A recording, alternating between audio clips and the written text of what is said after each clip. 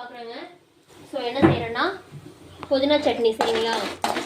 புதினா சட்னிக்கு வெள்ளை உளுந்தும் கடலப்பருப்பும் ஒரு 2 ஸ்பூன் போட்டு நல்லா ஒரு வதக்கி விட்டுக்கோங்க.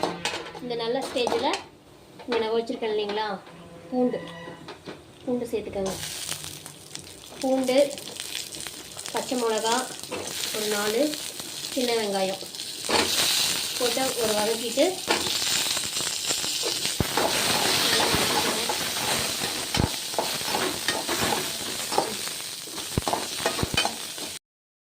கொஞ்சோண்டு ஒரு 4 பல் எடுத்துக்கோங்க. ஓகேங்களா.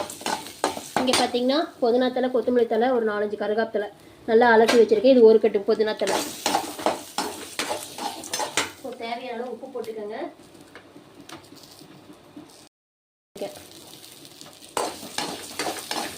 ஓகே, பார்த்துட்டு ஸ்டவ் ஆஃப் பண்ணி ஒரு பிளேட்டை போட்டு ஆற வைக்கிறேங்க. இப்போ பார்த்தீங்கன்னா இதே வடச்சட்டியில் நம்ம பற்ற வச்சுட்டு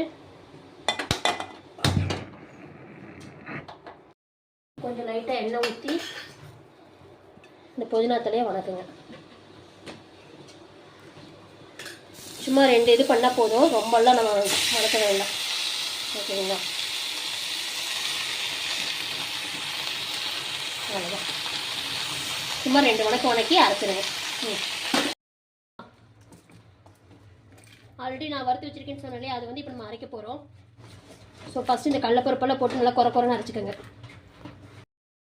இப்போ பாருங்கள், நல்லா குறைன்னு அரைச்சதுக்கப்புறம் இந்த வணக்கி வச்சுருக்கிற புதினா தலை, கொத்தமல்லி தலை, ஒரு 5-6 கருவேப்பிலை போட்டு நல்லா பொடியாக நைஸாக அரைச்சிக்கோங்க. ஓகேங்களா.